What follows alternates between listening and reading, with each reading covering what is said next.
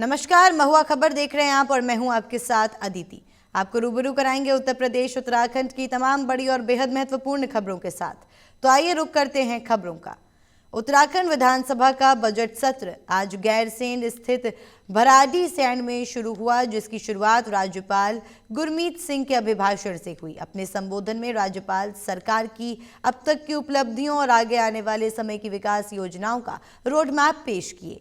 अभिभाषण के बाद दोपहर 3 बजे राज्य का बजट पेश किया जाएगा। मुख्यमंत्री पुष्कर सिंह धामी वित्तीय वर्ष 2026-27 का बजट सदन में प्रस्तुत करेंगे। इस बार का बजट लगभग 1.11 लाख करोड़ रुपए का होने की संभावना है। मुख्यमंत्री धामी के अनुसार बजट में समाज के हर वर्ग का विशेष ध्यान रखा गया है। खासतौर पर महिलाओं के सशक्तिकरण के लिए 30% से अधिक बजटीय प्रावधान किए गए हैं। सरकार का दावा है कि यह बजट राज्य के समग्र विकास और रोजगार के नए अवसरों पर केंद्रित होगा। बजट शानदार आएगा, अच्छा आएगा और सभी की आकांक्षाओं को, उनकी आशाओं को पूरा करने वाला बजट होगा। और बजट को बड़े परिश्रम से काफ़ी सारे स्टेक होल्डर्स और विभिन्न समूहों, वर्गों और समाज के विभिन्न आयामों में काम करने वाले लोगों के सुझाव से ये बजट तैयार किया गया है। इसलिए इसमें सभी वर्गों के लिए प्रावधान किया गया है। बाकी अभी 3 बजे बजट प्रस्तुत होगा तो आप सबके सामने आ जाएगा। अच्छा होगा, बढ़िया रहेगा। अवधि की कहीं कोई समस्या नहीं है। आपने देखा होगा पिछला सेशन भी यहाँ हुआ था। उस सेशन में विपक्ष को हम लोगों ने चर्चा के लिए आमंत्रित किया था और हमारा तो ये है कि भाई आप चर्चा करिए, जितना यहाँ बिजनेस होगा, क्योंकि सरकार के संसाधन लगते हैं, जनता का पैसा लगता है, तो एक मिनट यहाँ का अमूल्य है। हम चर्चा करने के लिए तैयार हैं। चर्चा करें, जितनी चर्चा होगी उतनी चर्चा करी जाएगी, उसमें कहीं कोई कटौती की जरूरत नहीं है।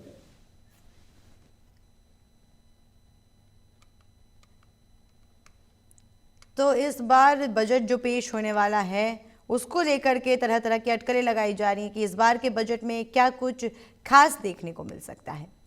तो चलिए अब इस खबर पर अधिक जानकारी के लिए हमारे साथ जुड़ रहे हैं हमारे संवाददाता आशीष। उत्तराखंड विधानसभा का बजट सत्र आज शुरू हो गया है और आज बजट पेश किया जाएगा। तो बजट को लेकर के क्या कुछ अपडेट सामने आ रहा है?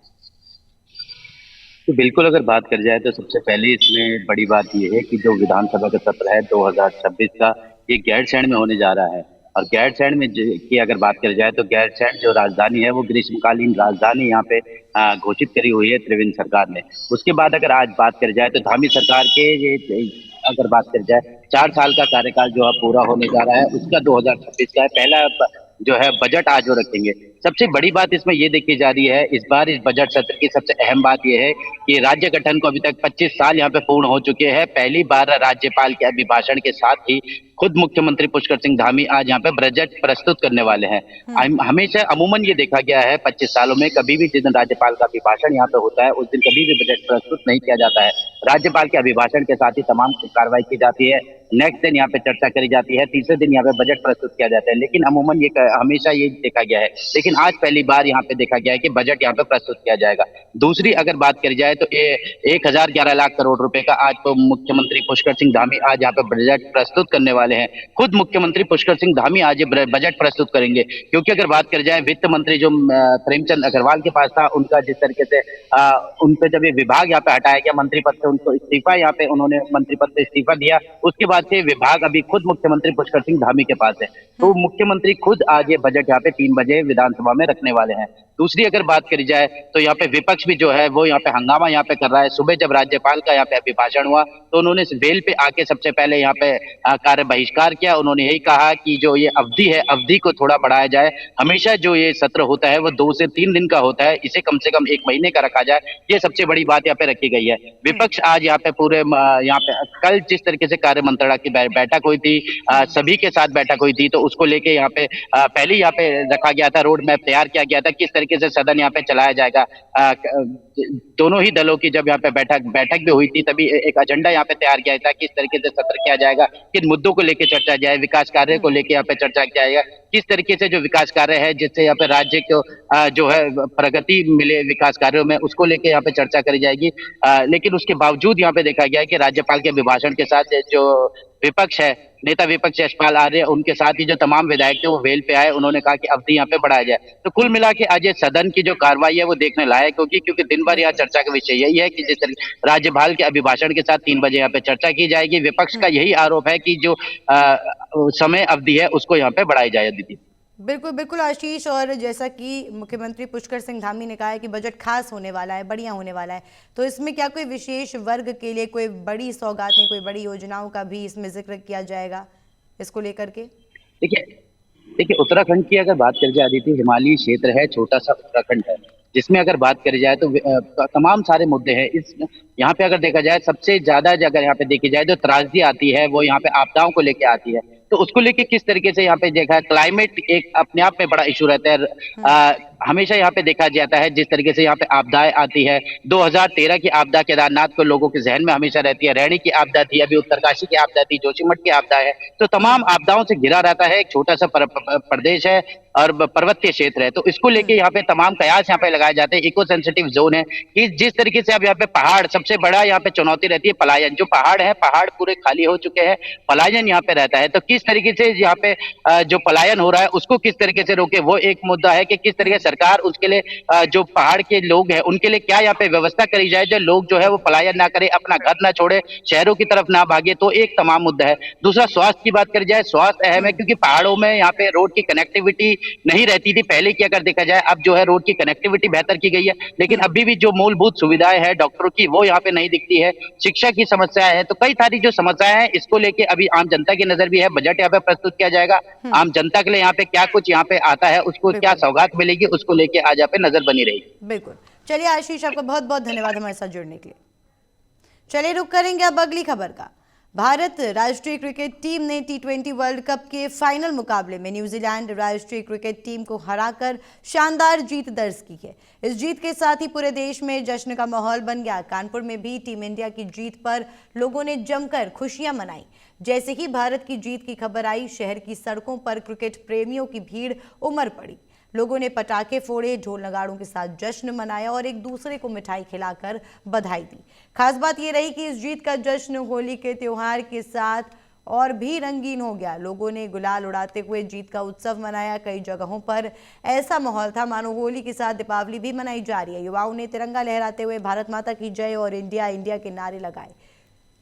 शहर के प्रमुख चौराहों और बाजारों में देर रात तक जश्न का माहौल बना रहा। क्रिकेट प्रेमियों का कहना था कि टीम इंडिया की ये जीत देश के लिए गर्व का पल है और इस ऐतिहासिक जीत का लोग लंबे समय से इंतजार कर रहे थे। इसे सदैव याद रखेंगे।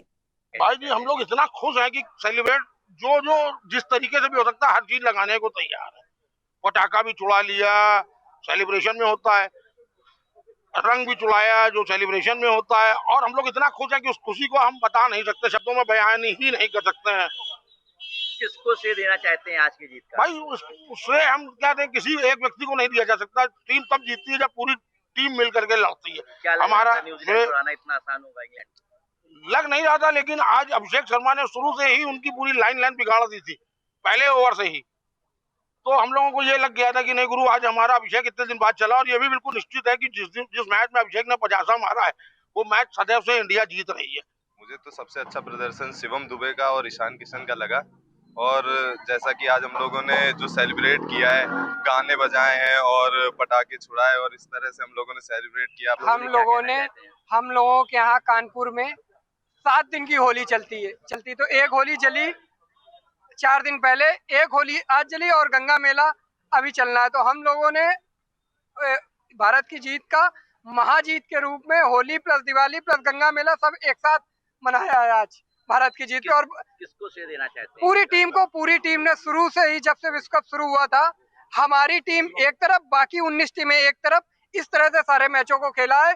किसी भी मैच में भारत ने, अफ्रीका के मैच को छोड़ दे तो किसी भी मैच में भारत को कोई हराने के लिए वहां तक पहुंच भी नहीं पाया जहां तक भारत ने रन बनाए हैं, या जहां तक भारत ने जिसको जहां रोकना चाहा उसको वहीं पे रोक दिया है। भैया आज इंडिया टीम ये समझ के चलिए, जब बैटिंग शुरू हुई थी जिस हिसाब से अभिषेक शर्मा और आपके सैमसन और ईशान वगैरह ने खेला था तो हम लोग समझ गए थे कि आज इसको लंबा जाएगा।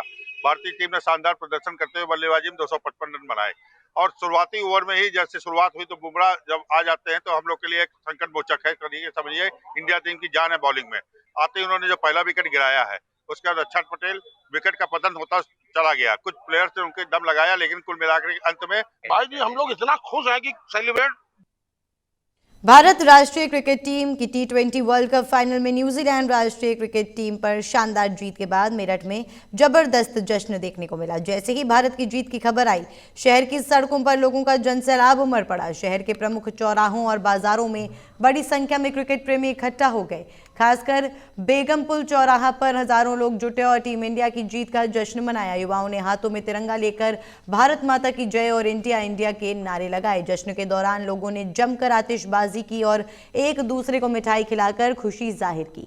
ढोल नगाड़ों और डीजे की धुन पर युवाओं ने देर रात तक नाच गाकर जीत का उत्सव मनाया। पूरे शहर में उत्सव और देशभक्ति का माहौल दिखाई दिया। कई स्थानों पर लोग तिरंगा लहराते हुए जुलूस के रूप में सड़कों पर निकल आए। देर रात तक शहर के विभिन्न इलाकों में जश्न का माहौल बना रहा। क्रिकेट प्रेमियों का कहना था कि जीत इंडिया की ये जीत है, इसलिए हमें गर्व महसूस हो रहा है। ये देश के लिए गर्व का क्षण है और इसे लंबे समय तक याद रखा जाएगा। रुक करेंगे अब खबरों का। भारत राष्ट्रीय क्रिकेट टीम ने T20 फाइनल में न्यूजीलैंड क्रिकेट टीम को 96 रन से हराकर शानदार जीत दर्ज की। टीम इंडिया की इस ऐतिहासिक जीत के बाद मुजफ्फरनगर में जबरदस्त जश्न का माहौल देखने को मिला। शहर के हृदय स्थल शिव चौक पर बड़ी संख्या में लोग इकट्ठा हुए और भारत की जीत का उत्सव मनाया। क्रिकेट प्रेमियों ने आतिशबाजी की, तिरंगा लहराया और भारत माता की जय और इंडिया इंडिया के नारों से पूरे क्षेत्र को गूंजा दिया। जश्न के दौरान यूपी सरकार के राज्य मंत्री कपिल देव अग्रवाल भी शिव चौक पहुंचे और लोगों के साथ टीम इंडिया की जीत की खुशी साझा की। उन्होंने खिलाड़ियों को बधाई देते हुए कहा कि यह जीत पूरे देश के लिए गर्व का क्षण है। इस मौके पर लोगों ने घंटे और घड़ियाल बजाकर अपनी खुशी जाहिर की। युवाओं ने ढोल नगाड़ों की धुन पर नाचते हुए जीत का जश्न मनाया। देर रात तक शहर में उत्सव का माहौल बना रहा और लोग एक दूसरे को मिठाई खिलाकर टीम इंडिया की जीत की बधाई देते नजर आए।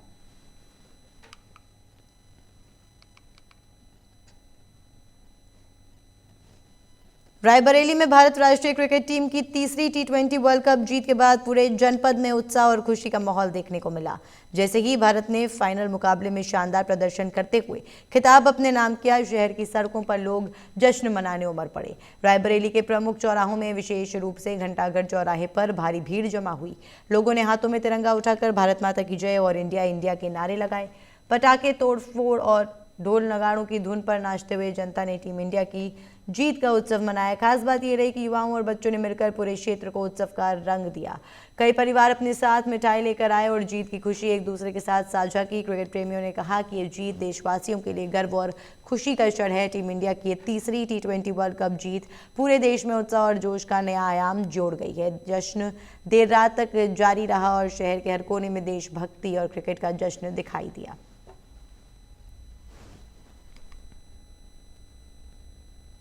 भारत राष्ट्रीय क्रिकेट टीम ने T20 वर्ल्ड कप फाइनल में न्यूजीलैंड को हराकर शानदार जीत दर्ज की। लगातार तीसरी बार T20 विश्व कप जीतने वाला भारत अब इकलौता देश बन गया है। भारत की इस ऐतिहासिक जीत के बाद पूरे देश में उत्सव का माहौल बन गया। उत्तर प्रदेश के मुरादाबाद में क्रिकेट प्रेमियों ने एक दूसरे को मिठाई खिलाई, टीम इंडिया की जीत की बधाई दी। लोगों ने हाथों में तिरंगा लेकर जुलूस निकाला, भारत माता की जय के नारे लगाए। जश्न के दौरान लोगों ने जमकर आतिशबाजी की। शहर में होली और दिवाली का रंगीन नज़ारा देखने को मिला। युवा और बुजुर्ग दोनों ही टीम इंडिया की प्रशंसा करते हुए उत्सव में शामिल हुए। क्रिकेट प्रेमियों ने कहा कि टीम इंडिया ने फिर से देश का नाम रोशन किया है और ये जीत हर भारतीय के लिए गर्व का क्षण है। जीत का खुमार हर जगह देखा गया और लोगों ने देर रात तक जश्न मनाया।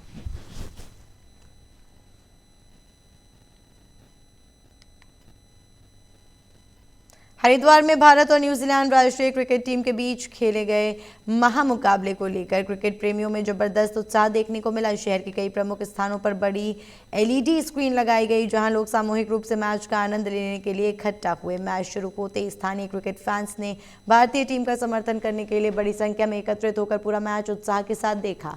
हर चौक छक्के पर लोगों ने तालियों की गड़गड़ाहट के साथ जश्न मनाया और भारत की जीत के लिए उत्साह बढ़ाया। जैसे ही टीम इंडिया ने मुकाबला जीत लिया, शहर में जश्न का माहौल बन गया। चंद्राचार्य चौक पर बड़ी संख्या में लोग जमा हुए और आतिशबाजी के साथ जीत का उत्सव मनाया। लोगों ने हाथों में तिरंगा लहराया और भारत माता की जय के नारे लगाकर अपनी खुशी जाहिर की। देर रात तक शहर में उत्सव का माहौल बना रहा। युवा, बुजुर्ग और बच्चे सभी भारतीय टीम की शानदार जीत का जश्न मनाते नजर आए। क्रिकेट प्रेमियों ने कहा कि ये जीत पूरे देश के लिए गर्व और खुशी का पल है।